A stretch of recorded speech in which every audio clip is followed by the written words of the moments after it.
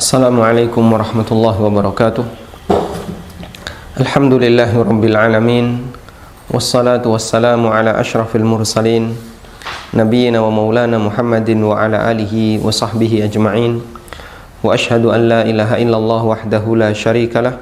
Wa ashhadu anna Muhammadan abduhu wa rasuluh sallallahu alaihi wa ala alihi wa sahbihi wa sallama tasliman katsira.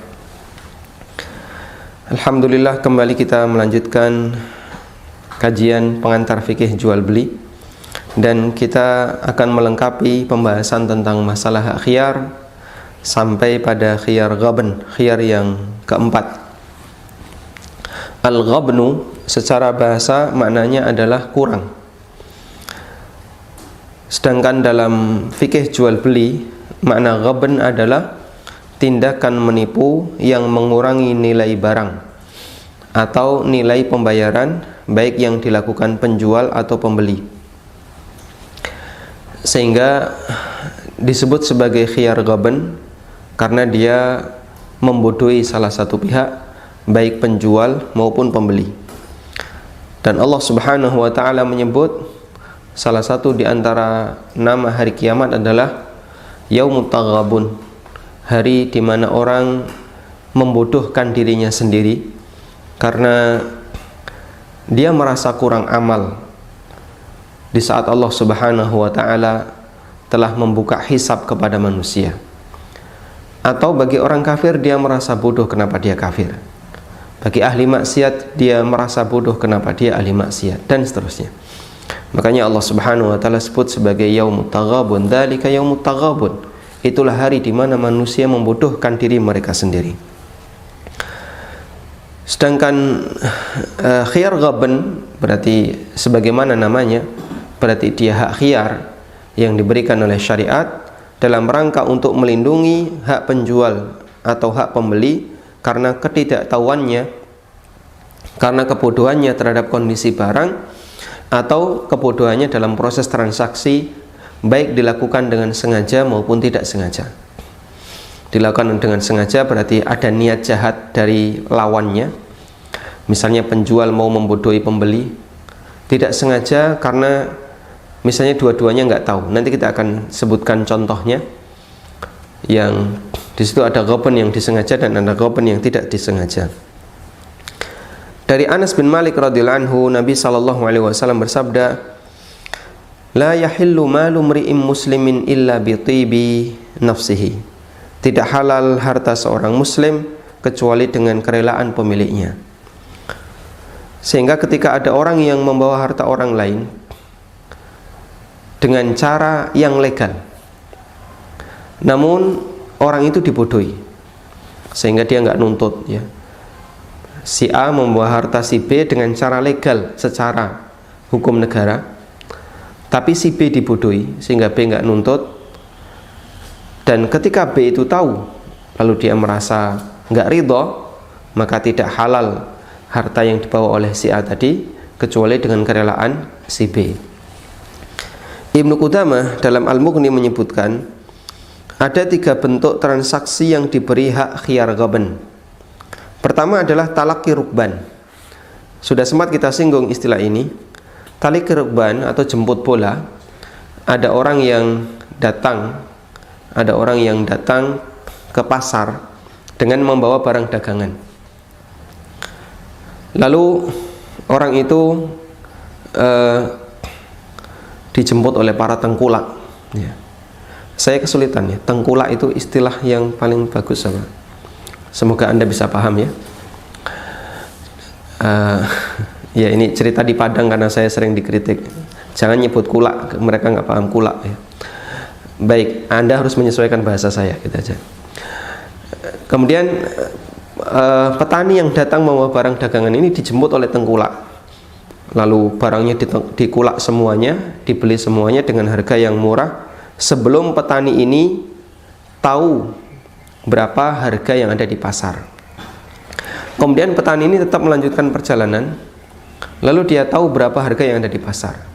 Sampai akhirnya petani ini merasa tidak ridho karena tadi ternyata dibeli dengan harga yang sangat murah. Maka bentuk seperti ini disebut dengan talaqi ar-rukban.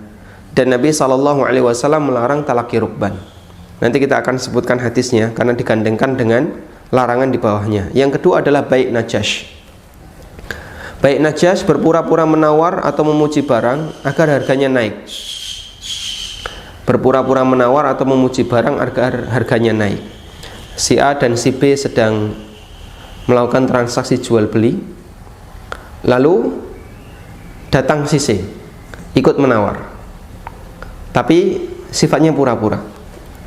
Berapa ditawar si B? 500. Saya berani 700 yang kayak gini. Akhirnya ini memotivasi si B untuk menaikkan harganya. Ya sudahlah, 600 nggak apa-apa. Karena si C itu berani nawar 700. Dan ini juga dilarang oleh Nabi SAW. Jika ini dilakukan dalam rangka untuk menipu, maka mungkin di tahap awal si B nggak ngerti kalau dia ditipu. Kemudian mungkin dia bandingkan dengan yang lain, ternyata memang harga pasarannya 500. Dan dia tahu si C ini sekongkol dengan si A. Kemudian dia tidak ridho, maka dia punya hak khiyar ghaban. Rasulullah SAW bersabda menyebutkan tentang pelanggaran talaqi rukban dan khiyar dan bai' najash. Beliau bersabda, la talaqawur rukbana wala yabi' ba'dukum ala bai'i ba'din wala tanajashu. Janganlah kalian melakukan talaqi rukban, dan janganlah seseorang menawar barang yang sedang ditawar oleh orang lain, dan jangan melakukan jual beli najash dengan skema sebagaimana yang tadi kita ceritakan. Baik, kita tahu di sini baik talaqi rukban maupun najash dua-duanya disengaja. Sekarang yang ketiga, ghaban karena tidak disengaja. Yang ketiga adalah bai' mustarsil. Contoh khiyar ghaban yang ketiga adalah bai' mustarsil. Yang ini tidak disengaja. Mustarsil artinya dilepas. Dalam istilah jual beli, bai' mustarsil berarti menjual barang tanpa tahu harga dan dilepas sesuai dengan harga yang berlaku di masyarakat. Atau membeli barang tanpa tahu harga dan pasrah terhadap harga penjual. Jika ada selisih yang tidak wajar, maka pihak yang dirugikan memiliki hak khiyar atau mendapatkan ganti rugi atas ketidakwajaran tadi. Baik. Nah, yang sering kita lakukan seperti ini bai' mustarsil, meskipun kita barangkali nggak tahu namanya ya. Si A jual HP kepada si B. B mau nggak HP ini? Lah berapa?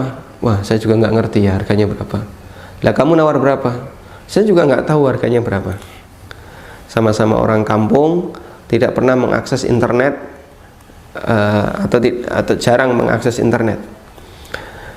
Akhirnya ya sudahlah, saya mau. Nanti harganya kita coba cek di Tokopedia, atau kita cek di Shopee, atau kita cek di Bukalapak.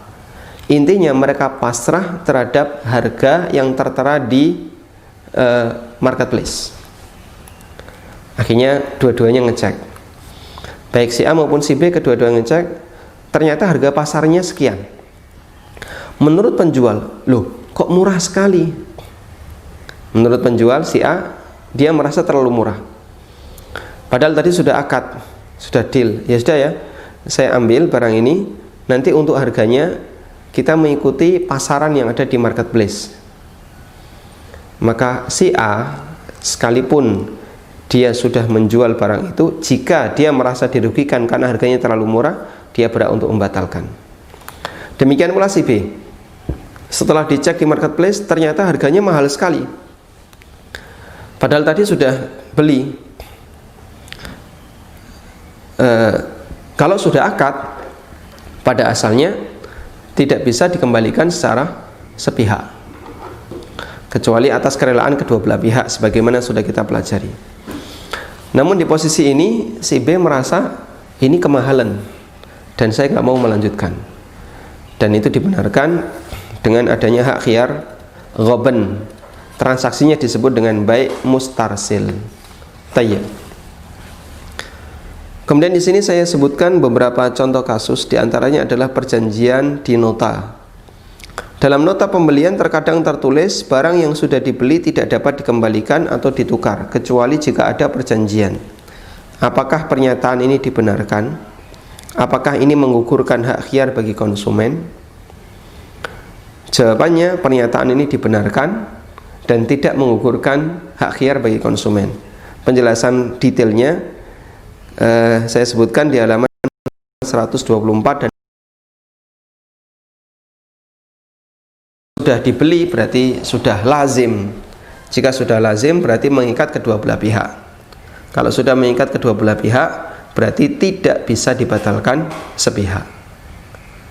Itu aturan umum yang berlaku dalam masalah transaksi jual beli.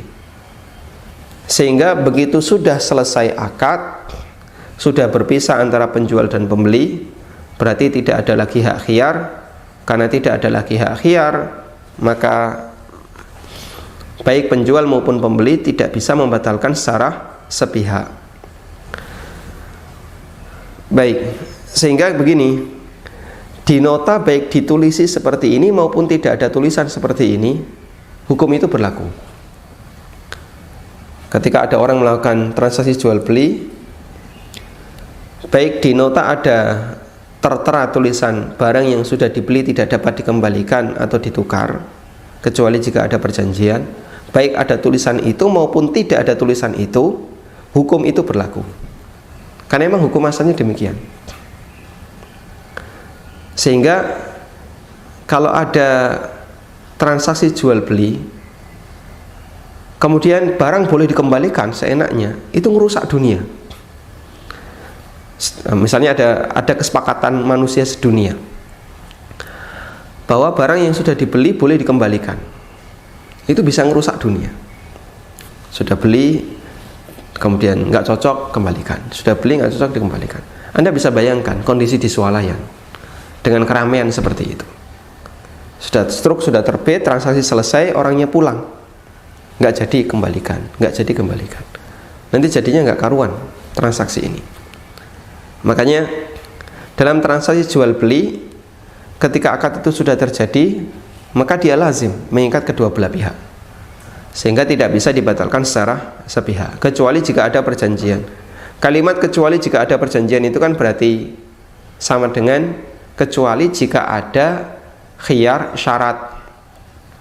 Kecuali jika ada khiyar syarat. Kalau ada khiyar syarat, maka berlaku khiyar syarat sebagaimana yang disepakati. Baik, selanjutnya kita beralih ke pembahasan tentang iqalah. Iqalah sudah pernah kita singgung tentang ini, bahwa pembatalan akad itu ada dua keadaan. Pertama, pembatalan akad karena sebab, yang ini diatur dalam hak khiyar. Yang kedua, pembatalan akad tanpa sebab, dan itulah iqalah. Yang pertama hukumnya wajib, hak khiyar hukumnya wajib, sehingga baik penjual maupun pembeli, ketika salah satu di antara mereka mengajukan hak khiyar, maka wajib diterima. Menolak hak khiyar ini berarti melanggar hak orang lain. Melanggar hak orang lain. Allah Ta'ala kasih hak khiyar, tapi ditolak oleh lawan transaksinya, berarti ini melanggar hak orang lain. Ada orang yang melakukan transaksi jual beli, selesai akad, dia merasa barangnya cacat, dan cacat itu ada sebelum akad, dikembalikanlah barangnya dengan hak khiyar aib. Penjual nggak mau terima, maka penjual mengurangi haknya dan nanti ada urusannya di akhirat jika tidak diselesaikan di dunia. Kecuali dalam kondisi seperti yang kemarin kita sampaikan, al-bai' bisyartil bara'ah, seperti transaksi dengan kesepakatan bebas komplain, sehingga jika ada resiko kerusakan itu dianggap resiko yang terjadi setelah akad. Tapi kalau resiko itu atau aib itu memang betul-betul ada sebelum akad, pembeli punya hak untuk mengembalikan. Jika penjual menolak, penjual berdosa, kecuali jika pembelinya ridho, karena hak khiyar ini wajib. Beda dengan iqalah. Kalau iqalah nggak wajib. Ada orang yang sudah beli lalu dia kembalikan. Pak, dikembalikan kenapa? Ya, saya mau kembalikan aja, saya sudah nggak nyaman dengan barang ini. Sehingga dia nggak punya alasan, dia nggak punya alasan apapun untuk mengembalikan barang. Saya butuh duit ya mas, kemarin saya beli kok ternyata saya sekarang butuh duit, saya kembalikan. Dan butuh duit itu bukan alasan hak khiyar. Ini masuk iqalah. Nah, untuk iqalah ini tidak wajib, namun dianjurkan. Dan Nabi SAW mengatakan dalam hadis yang diriwayatkan oleh Imam Ahmad, Ibnu Hibban dan yang lainnya, "Man aqala musliman aqalahu Allahu athratahu yaumal qiyamah."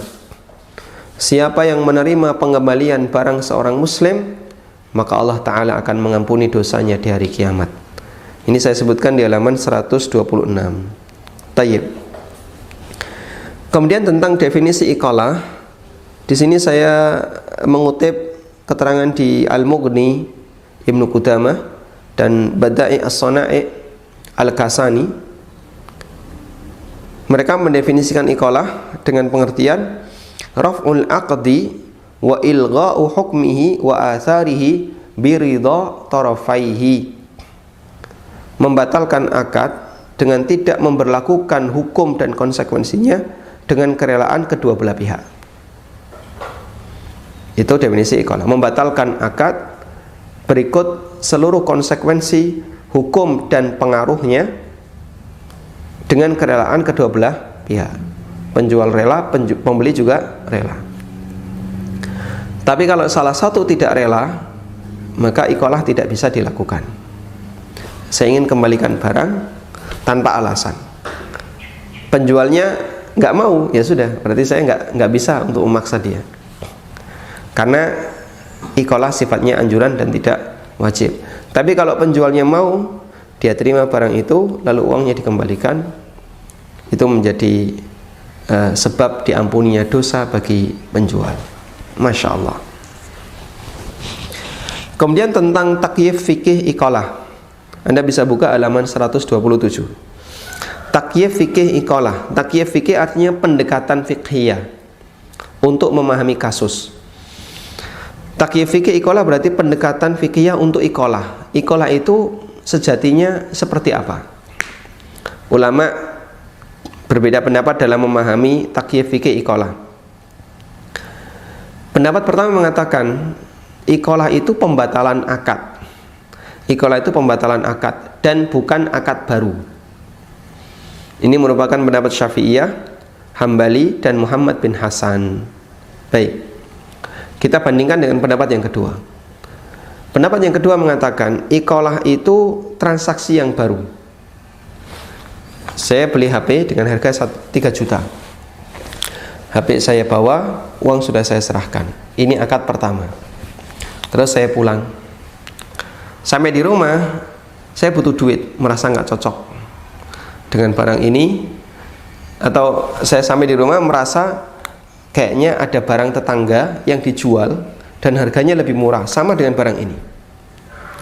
Maka saya ingin kembalikan barang ini biar nanti dapat duit, terus saya bisa pakai beli barangnya tetangga. Akhirnya saya balik ke penjual. Nah, saya balik ke penjual itu, apakah ini statusnya pembatalan akad ataukah akad yang baru? Karena ini iqalah. Ada dua pendapat di sini. Kalau menurut pendapat yang pertama, ini pembatalan akad. Jika penjual menerima, saya kembalikan, uang dikembalikan, selesai. Berarti yang kemarin sudah saya lakukan dengan penjual dibatalkan dan tidak lagi berlaku konsekuensinya. Karena tidak lagi berlaku konsekuensinya, HP ini bukan milik saya, maka saya kembalikan. Dan uang bukan milik penjual, maka dikembalikan ke saya. Kalau menurut pendapat yang kedua, iqalah adalah transaksi yang baru. Dan ini pendapat Abu Yusuf, muridnya Abu Hanifah, Imam Malik, dan pendapat Zahiriyah. Menurut pendapat yang kedua, iqalah adalah transaksi yang baru. Berarti ketika saya kembalikan ini, kita melakukan akad yang kedua. Akad keduanya apa? Saya jual HP ini kepada penjualnya. Bahasa lainnya buyback, dibeli kembali oleh pihak penjualnya. Saya jual HP ini kepada penjualnya. Nah, untuk jenis yang kedua ini berarti harganya boleh beda dengan yang pertama. Pada waktu akad pertama saya beli HP ini 3 juta. Sekarang buyback, saya jual kembali ke penjualnya. Penjualnya membeli lagi. Dia boleh dengan harga yang berbeda. ya sudah saya terima, saya beli lagi, tapi dengan harga 2,5. Ya, kalau saya mau lanjut, kalau nggak mau ya nggak jadi akad. Ini menurut pendapat yang kedua. Tayyib. Dan di masyarakat praktek seperti ini terjadi. Ada sebagian yang memahami bahwa iqalah adalah pembatalan akad. Sehingga begitu penjualnya menerima iqalah, uang dikembalikan utuh, barang dikembalikan utuh. Ada yang mengatakan bahwa iqalah adalah buyback, dibeli kembali. Sehingga pada saat barang dikembalikan ke penjual, nilainya ada perubahan. Bisa lebih murah, bisa lebih mahal, tergantung pasar. Kita sering menjumpai seperti itu di beberapa penawaran yang disampaikan oleh developer, ya. Dia buka misalnya sekian ribu unit, ya. Developer-developer yang kelas besar, atau sekian ratus unit. Lalu dia ingin agar menarik banyak konsumen, dikasih jaminan jika nanti ke depannya Bapak Ibu tidak ingin tinggal di sini, maka unit bisa dikembalikan ke kami, bisa dijual ke kami. Kami siap untuk melakukan buyback. Tayyib. Itu boleh ataukah tidak? Pernyataan ini sebenarnya penjual menyatakan bahwa kami menerima iqalah. Kami menerima iqalah jika nanti Bapak Ibu ingin mengembalikan barang itu. Dan karena menggunakan skema buyback, berarti dia harganya bisa berbeda dengan harga waktu akad pertama. Saat Anda misalnya beli coupling, harganya misalnya 200 juta. Berlaku dalam waktu 5 tahun, tentu harganya naik. Lalu Anda menjual kembali ke developer dengan harga 300 juta. Kesepakatan yang baru. Bolehkah seperti ini? Ini diperbolehkan menurut pendapat yang kedua, yang itu merupakan pendapat Abu Yusuf, Imam Malik, dan pendapat Zahiriyah. Wallahu ta'ala alam. Baik, tapi di sini saya membuat kesimpulan bahwa pendapat yang lebih mendekati adalah pendapat yang pertama, bahwa iqalah adalah fasah akad dan bukan akad yang baru. Ini kesimpulan pribadi saya. Andaikan Anda punya kesimpulan yang lain dan Anda lebih cenderung kepada pendapat Malikiyah atau pendapat Zahiriyah, sah-sah saja dalam masalah ini, karena dalam hal ini ada khilaf di antara ulama. Wallahu a'lam. Tayyib. Kemudian saya tambahkan beberapa keterangan masih terkait transaksi di dunia perbankan. Ini buku yang sering saya singgung, ya. Al-Ma'ayir Asy-Syar'iyyah, Juklak Syar'i, yang diterbitkan oleh lembaga yang namanya cukup panjang sehingga cukup mereka sering dikenal dengan singkatannya AAOIV. Kemarin saya sempat salah menyebut kepanjangannya. Accounting and Auditing Organization for Islamic Financial Institution. Lembaga ini kantor pusatnya di Bahrain, dan dia beranggotakan banyak sekali para ulama dari berbagai negara. Malaysia ada, yang berasal dari Malaysia ada, tapi yang dari Indonesia nggak ada.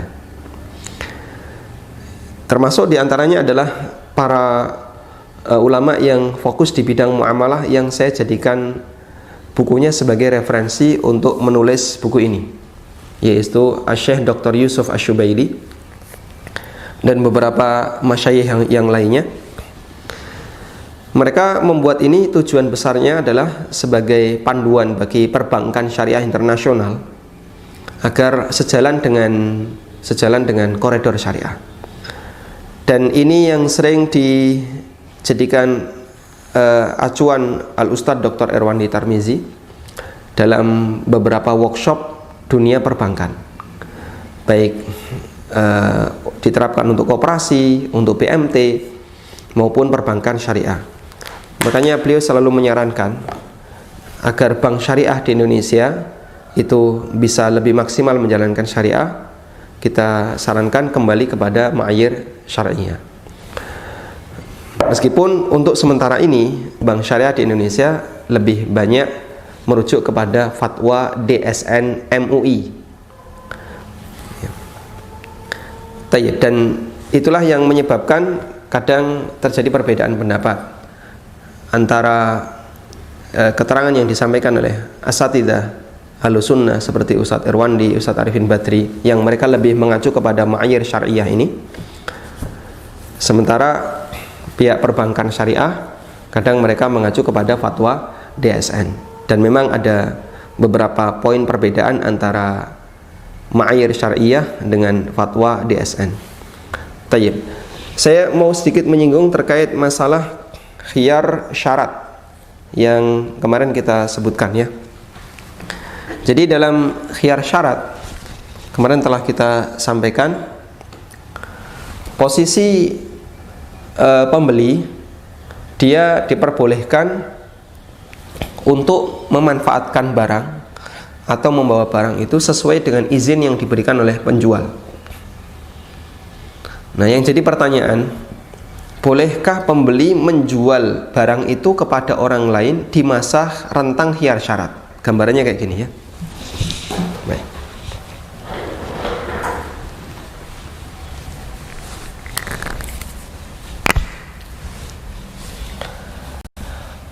Baik, yang paling nyaman memang kita, atau yang paling sering kita saksikan adalah praktek di dunia perbankan.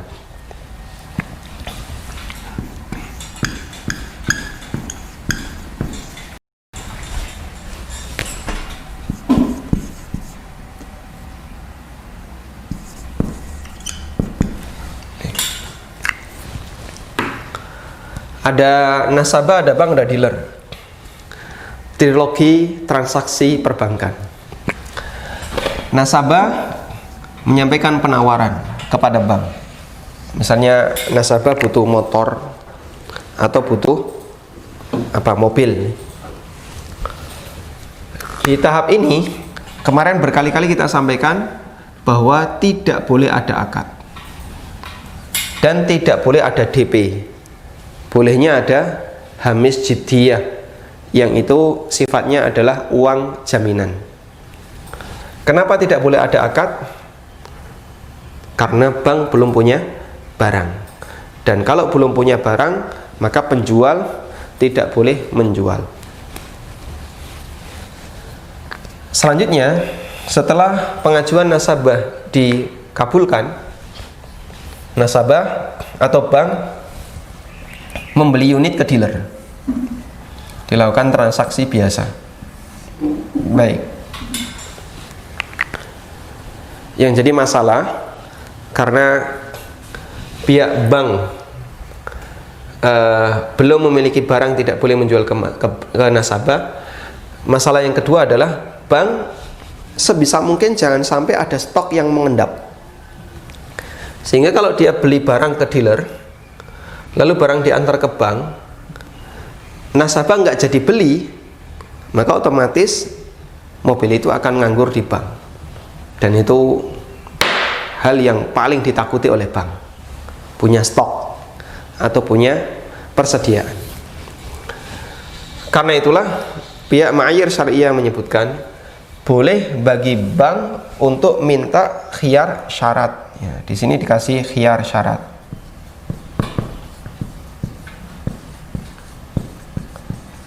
Bank boleh minta khiyar syarat.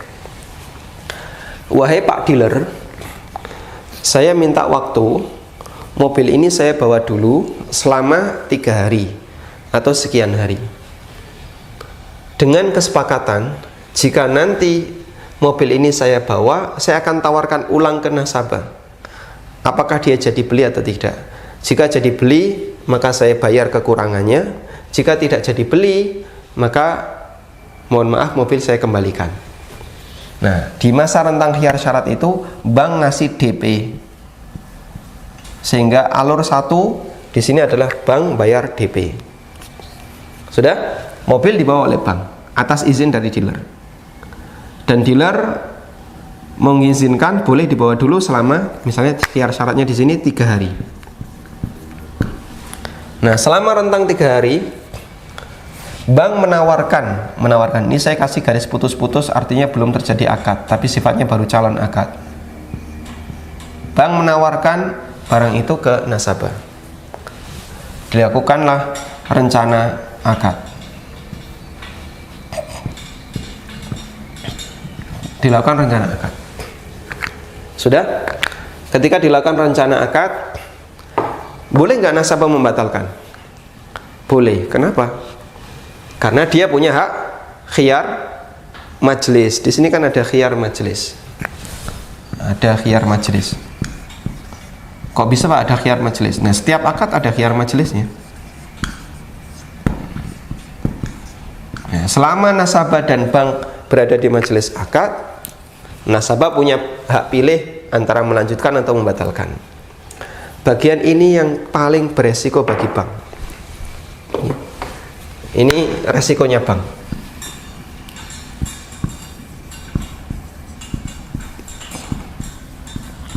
Karena kalau nasabah nggak jadi beli, nanti mobilnya mengendap di bank dan itu yang paling ditakuti oleh bank.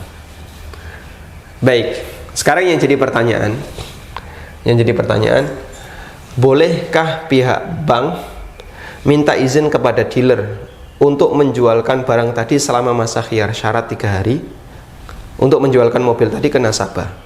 Jika nasabah nggak jadi beli, maka mobilnya akan dikembalikan ke dealer.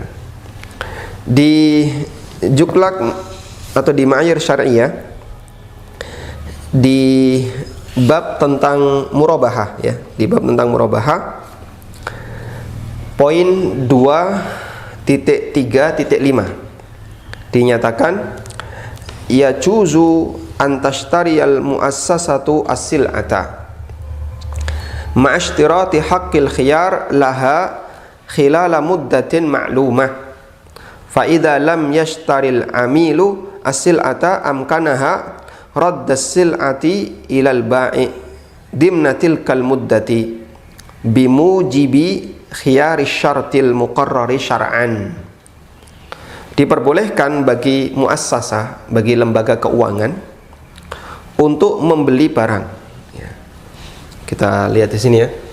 Boleh bagi lembaga keuangan untuk membeli barang dari dealer ma'ashtirati haqqil khiyar laha, dengan mempersyaratkan adanya hak khiyar, yaitu khiyar syarat, muddatan ma'lumah, selama rentang waktu tertentu, misalnya 3 hari. Fa idza lam yashtaril amil, jika nasabah amil enggak jadi beli, amkana radda sil'ah, lembaga dikasih hak untuk mengembalikan barang. Amkan radda sil'ah ilal ba'i, kepada penjual, yaitu kepada dealer, dimnatil kal muddah, selama rentang waktu yang sudah ditetapkan tadi. Ya sudah Bapak, saya kasih waktu 3 hari. Kalau nggak jadi beli, segera kembalikan selama di rentang 3 hari ini. Bimujibi khiyari syartil muqarrari syar'an, sebagai konsekuensi adanya khiyar syarat yang diizinkan secara syariat. Baik, seperti ini diperbolehkan. Nah, ini bisa juga dijadikan sebagai solusi di luar perbankan. Ketika ada orang yang mau menjadi broker, tapi pemilik barang tidak membuka peluang adanya makelaran. Saya hapus nih.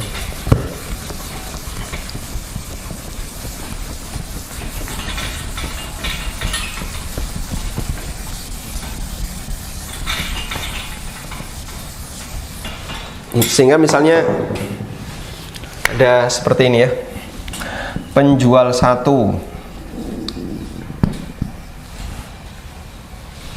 kemudian pembeli 1.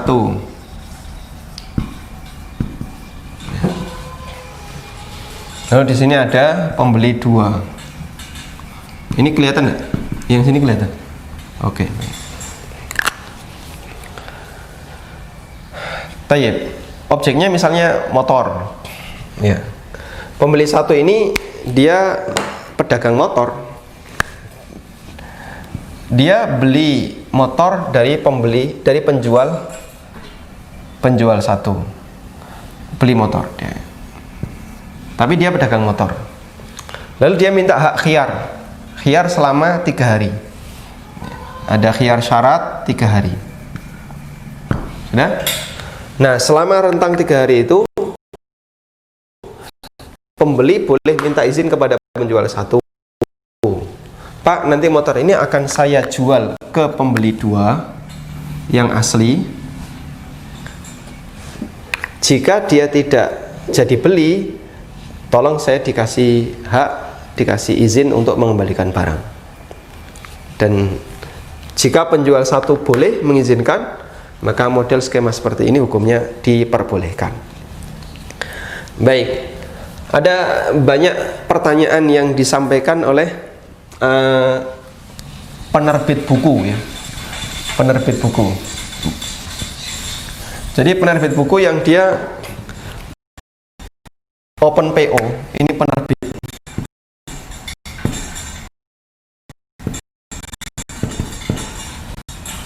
Di sini ada agen. Di sini ada konsumen. Penerbit open PO atau agen open PO ke penerbit. Lalu bayar, ya, di sini bayar. Bisa DP atau sesuai kesepakatan. Misalnya ini DP. Kemudian dikasih dikasih sejumlah buku sesuai yang dipesan. Tapi agen ini kan gambling. Apakah konsumennya nanti mau beli atau tidak? Dia punya pasar. Grup 1, grup 2, grup 3 di WA. Grup sekian di Telegram. Disebar. Akan terbit buku seperti ini. Siapa yang berminat silahkan hubungi saya. Japri mereka. Nah, ketika konsumen ini japri ke agen, itu kan sifatnya baru rencana akad. Agen nyetok buku dari penerbit. Nah, turun buku dalam jumlah yang sangat banyak. Kitab diturunkan dari penerbit ke agen.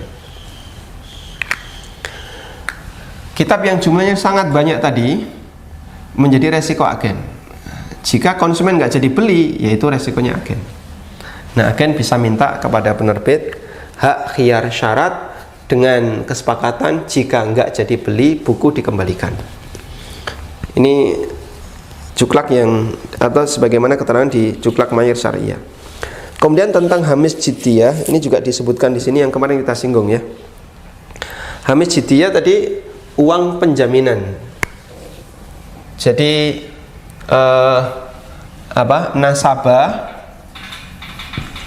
nasabah di poin 1 ini boleh membayar hamis jiddiyah. Yang kemarin sudah kita singgung.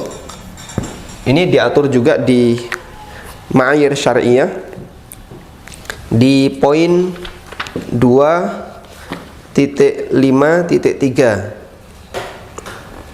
Yajuzu lil muassasati fi halatil ilzami bil wa'di an ta'khudha mablaghan naqdiyan yusamma hamishal jiddiyah.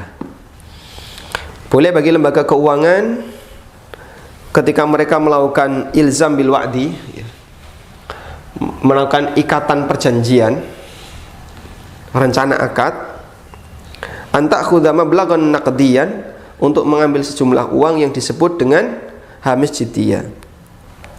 Yadfa'uhul amil bitalabin minal muassasati min ajli an tata'akkada minal qudratil maliyah lil amil. Yang dibayarkan oleh nasabah karena permintaan dari lembaga untuk meyakinkan bahwa nasabah ini mampu dalam bertransaksi. Bahasa lainnya dalam rangka untuk keseriusan. Tayyib.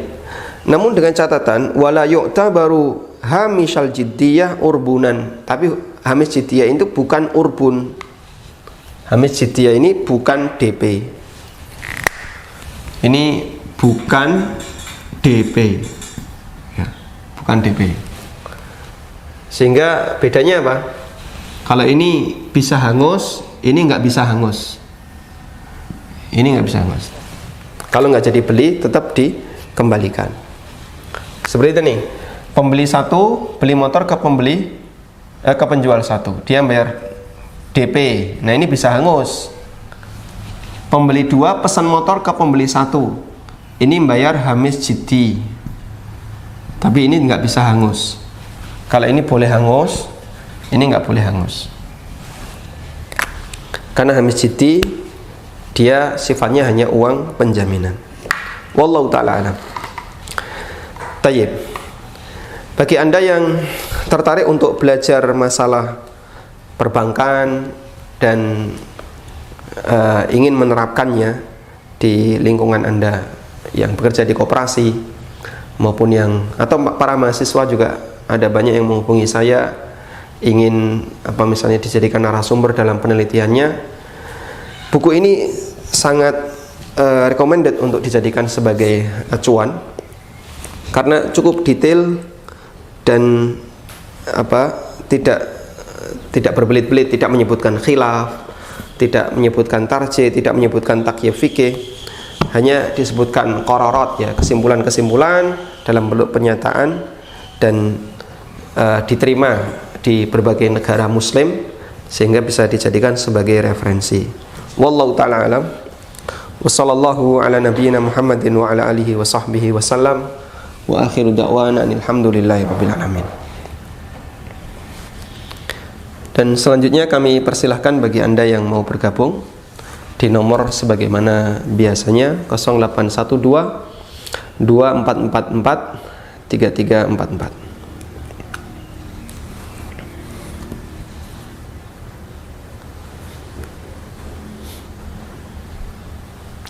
Baik, coba kita angkat penelpon pertama. Silahkan. Halo, assalamualaikum Ustaz. Waalaikumsalam warahmatullahi. Silahkan. Dengan Farisi di Jakarta, Ustaz. Silakan. Saya bertanya terkait nasihat Ustaz yang kemarin terhadap PNS, di mana harus sangat berhati-hati ketika mengelola uang negara, Ustaz. Lalu bagaimana dengan status pegawai BUMN ya, Ustaz? Apakah itu juga sama dengan PNS? Dan bagaimana pula status pegawai anak perusahaan dari BUMN itu, Ustaz? Kemudian pertanyaan yang kedua, Ustaz. Jadi saat ini saya sedang ada hutang, Ustaz. Sedang berhutang, dan untuk pembayaran itu saya cicil tiap bulannya. Namun untuk besar cicilannya itu oleh pemberi pinjaman ini tidak ditentukan, Ustaz. Jadi bisa bayar dengan nominal berapapun asal tetap lunas nantinya. Nah, untuk dalam bulan depan ini kan ada Idul Adha ya, Ustaz. Dan ketika saya ingin berkurban, otomatis besar nominal yang saya bayarkan untuk cicilan bulan ini kan berkurang. Nah, itu mohon nasihatnya, Ustaz, yang diutamakan yang mana ya, Ustaz? Berkurban atau membayar cicilan utang ini dengan nominal yang sama seperti bulan sebelumnya? Baik. Sekian, Ustaz. Nah, barakallahu fikum wa jazakumullahu khairan. Kemarin kita telah sampaikan nasihat bagi para PNS untuk hati-hati dalam mengelola uang negara. Sebenarnya ini tidak hanya berlaku dalam aturan Islam, ini juga berlaku dalam aturan secara umum. Seperti yang kita tahu kebijakan pemerintah Amerika yang mereka menggelontorkan sekian dolar diberikan kepada perusahaan-perusahaan yang off disebabkan karena corona, agar mereka tetap memberikan upah kepada para karyawan-karyawannya. Namun yang menarik di situ, pihak DPR Amerika menyatakan kecuali perusahaannya Trump, agar jangan sampai ada bentuk pemanfaatan yang dilakukan oleh Presiden Amerika terhadap dana negara. Baik, mereka orang kafir, tapi mereka punya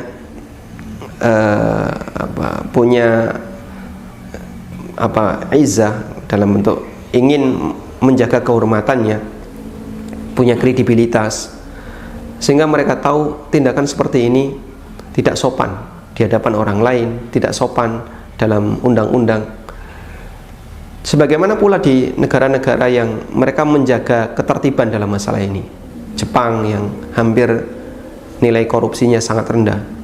Wallahu ta'ala alam, saya tidak tahu masyarakat Indonesia begitu mudah dalam melakukan pelanggaran seperti ini.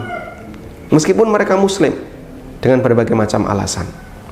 Padahal ini adalah tindakan yang sangat berbahaya.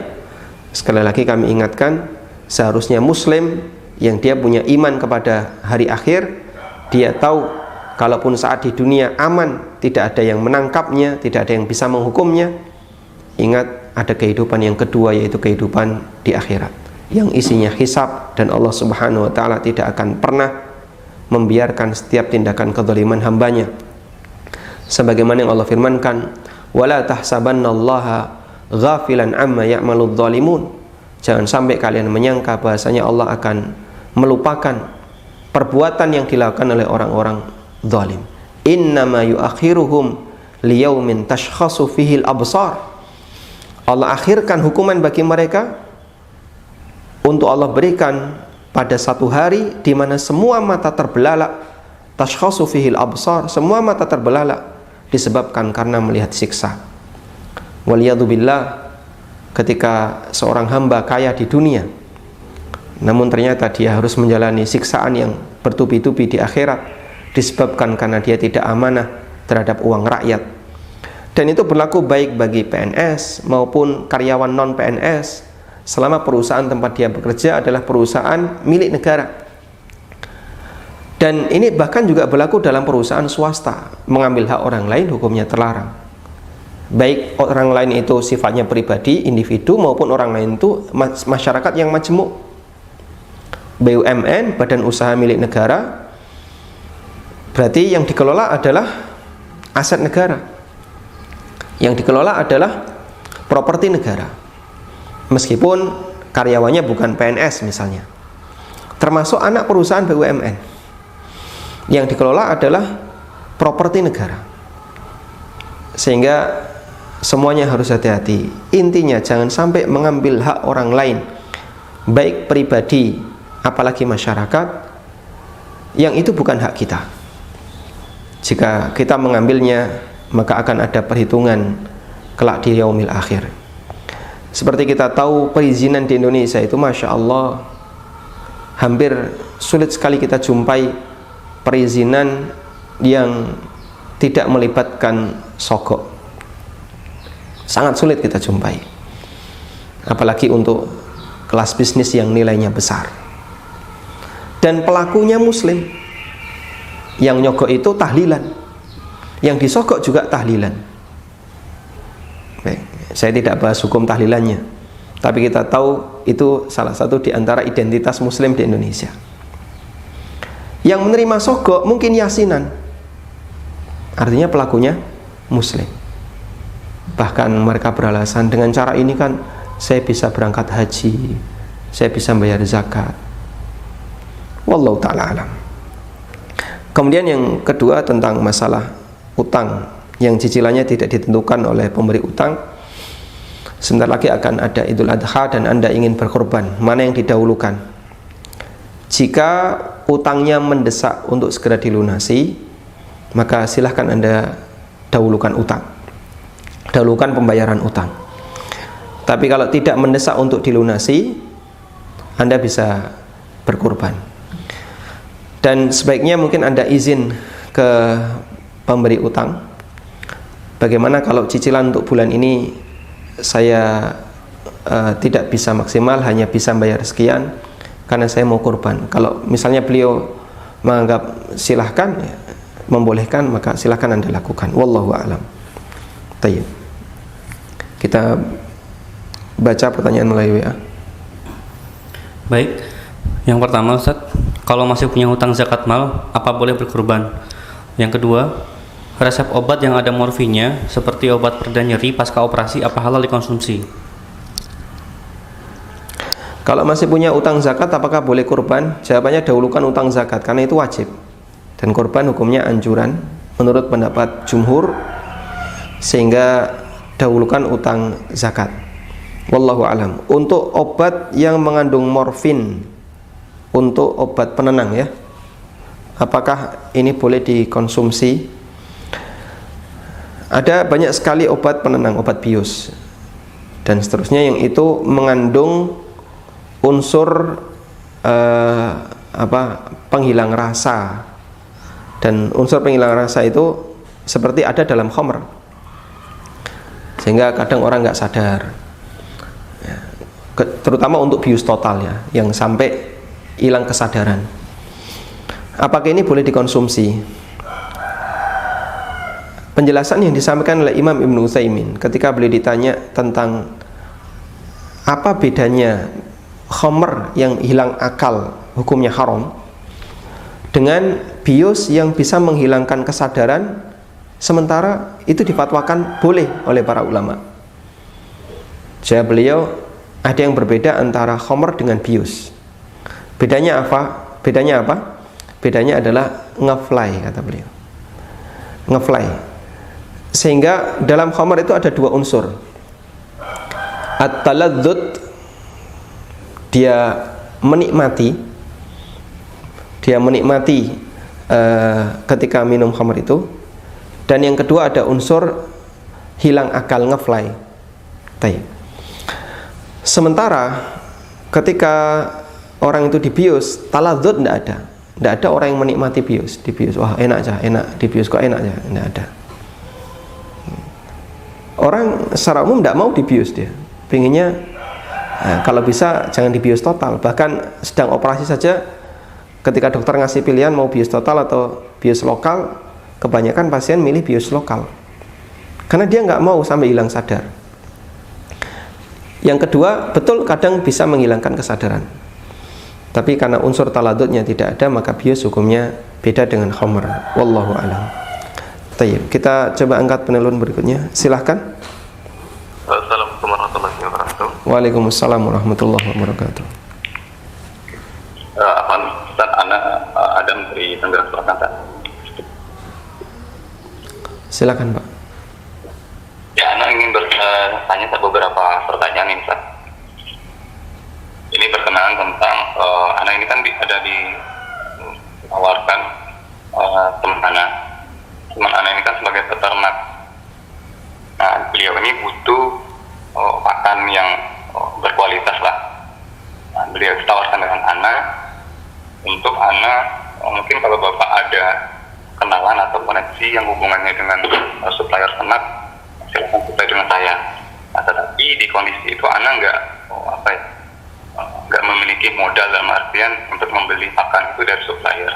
Nah, Ana mendatangi pihak pabrikan supplier itu dan meminta untuk membayar tunda.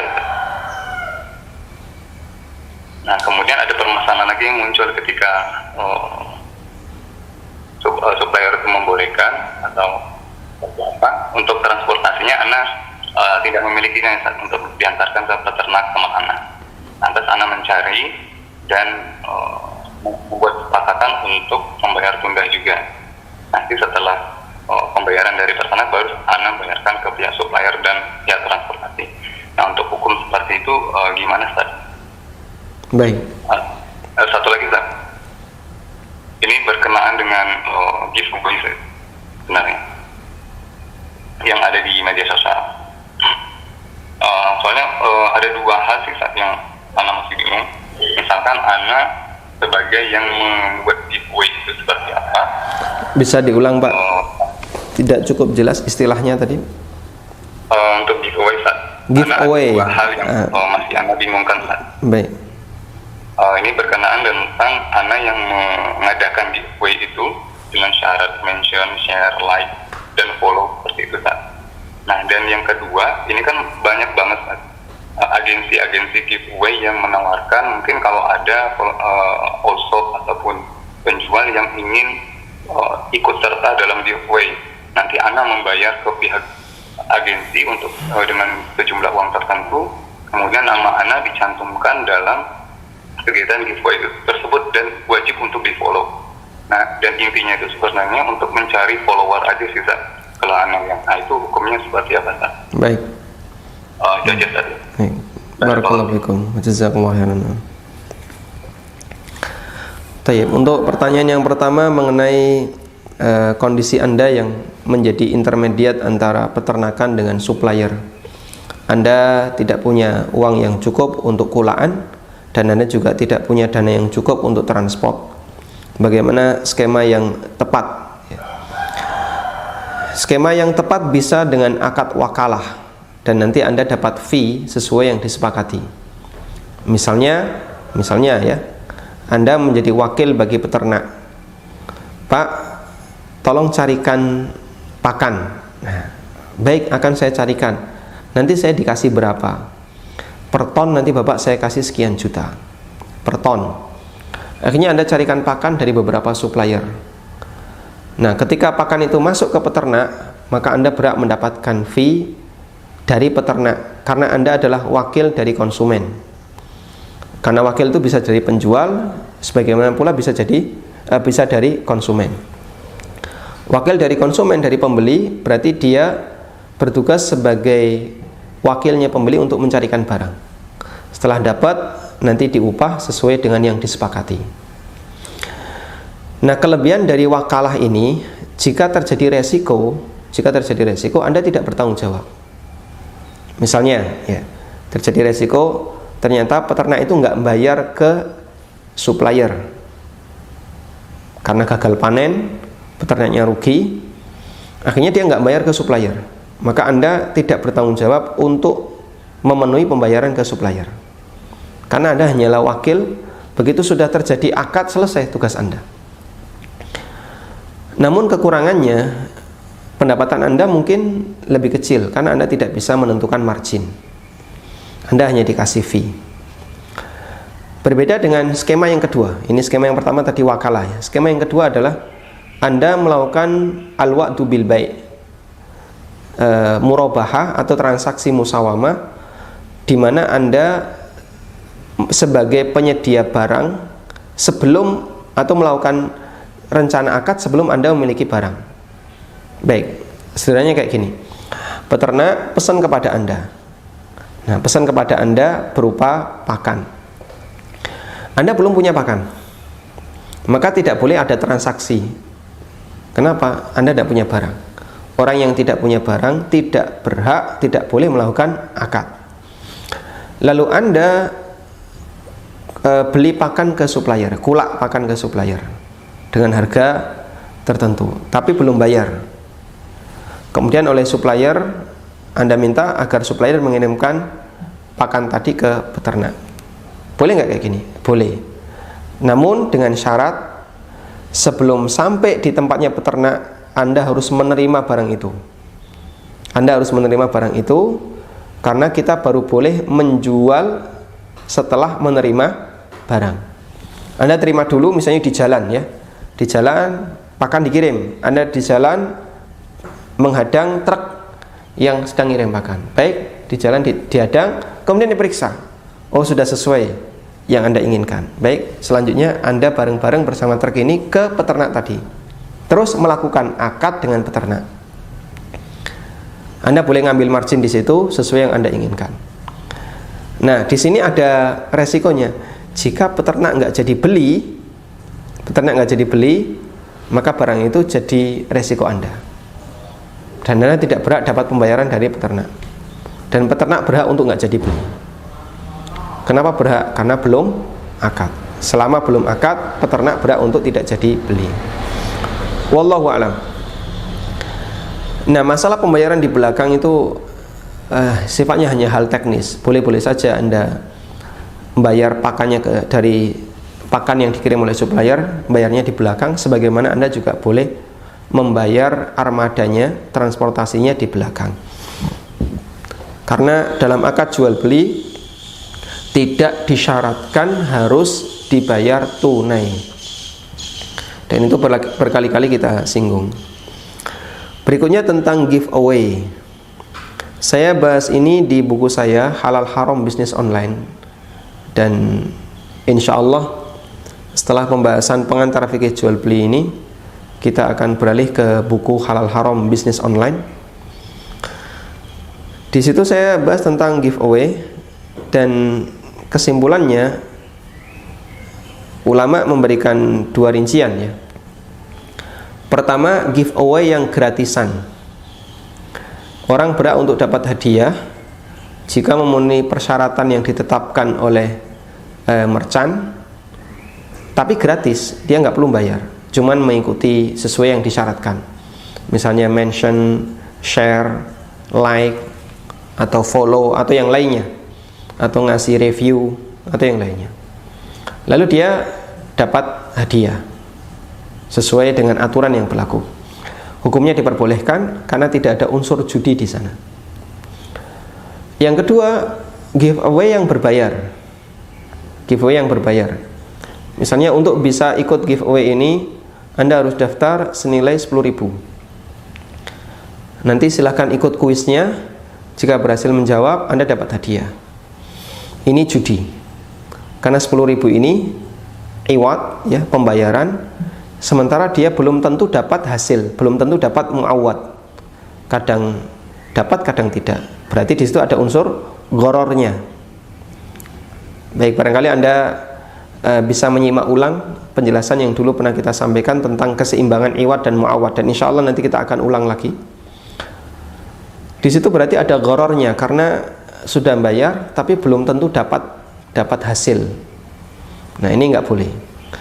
Nah, dikiaskan dengan ini, dianalogikan dengan ini adalah ketika giveaway itu dipersyaratkan harus belanja.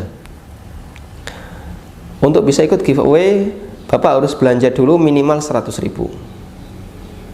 Akhirnya konsumen itu memaksakan, pokoknya yang penting harus belanja 100.000, sehingga dia bayar 100.000 itu tujuannya lebih kepada hadiah, bukan kepada produk yang dia beli. Dan ini juga dilarang karena bisa memicu pada terjadinya gharar. Wallahu a'lam. Cukup? Kita coba baca satu pertanyaan melalui WA. Dari pemirsa MB Official Abdul, bila si A pinjam kredit di bank kemudian meninggal lalu dilunasi oleh asuransi, apa yang harus ahli waris lakukan bila masih menyisakan hutang pokok sebesar 10 juta? Masya Allah, ini penjelasannya cukup panjang ya. Di salah satu kajian ini butuh waktu sekitar 20 menit. Tapi kesimpulannya ya, nilai pokoknya belum hilang. Seperti apa penjelasannya insya Allah kita sampaikan di kesempatan yang lain ya. Tolong dicatat itu. Baik, saya tambahkan sedikit untuk kemarin tentang doa wudu yang membaca asyhadu alla ilaha illallah wahdahu la syarikalah sebanyak 3 kali. Teks hadis yang saya dapatkan hanya membaca sekali. Kami tidak menjumpai teks hadis yang menyebutkan membaca 3 kali. Kemarin saya sebutkan hadisnya dari Umar bin Khattab. Namun di hadis riwayat Muslim, Abu Dawud, Nasai dan yang lainnya dari Uqbah bin Amir. Tapi kalau kita lihat dari sababul wurudnya, di situ ada Uqbah, ada Umar. Jadi ceritanya, Uqbah ini ditugaskan untuk menjaga onta. Kemudian dia datang, ya, setelah selesai bertugas dia datang. Jadi ontanya itu onta negara. Dan dulu para sahabat gantian untuk mengembalakan onta itu gantian, dijadwal. Nah, ini giliran Uqbah. Selesai beliau mengerjakan tugasnya, beliau pulang, menjumpai ada kerumunan orang. Ternyata Nabi SAW sedang menyampaikan khutbah, sedang menyampaikan kajian. Lalu Nabi SAW menyampaikan keutamaan berwudu dengan sempurna. Siapa yang berwudu dengan sempurna lalu dia sholat 2 rakaat, maka dosa-dosanya akan diampuni. Mendengar ini Uqbah langsung mengatakan, Masya Allah, betapa indahnya apa yang beliau sampaikan. Di depannya ada Umar bin Khattab radhiyallahu anhu. Aku lihat kau baru datang. Tadi Nabi SAW menyampaikan yang lebih hebat lagi. Apa itu? Tanya Uqbah. Jawab Umar bin Khattab radhiyallahu anhu, Man tawadda'a fa asbaghal wudu'a. Siapa yang berwudu lalu dia menyempurnakan wudunya, thumma yaqul, kemudian dia membaca asyhadu an la ilaha illallah wahdahu la syarikalah wa anna muhammadan abduhu wa rasuluh. Di sini tidak ada keterangan 3 kali, cuman thumma yaqul, kemudian dia membaca asyhadu an la ilaha illallah wahdahu la syarikalah wa anna muhammadan abduhu wa rasuluh. Illa futihat lahu abwabul jannati thamaniyah fayadkhulu min ayyiha sya'a. Yadkhulu min ayyiha sya'a. Maka akan dibukakan untuknya pintu surga yang jumlahnya 8, dan dia boleh masuk dari pintu manapun yang dia kehendaki. Masya Allah. betapa luasnya kemurahan Allah Subhanahu wa taala. Wallahu taala alam. Semoga bermanfaat. Wassallallahu ala nabiyyina Muhammadin wa ala alihi wa sahbihi wasallam. Wa akhiru da'wana alhamdulillahi rabbil alamin. Wassalamualaikum warahmatullahi wabarakatuh.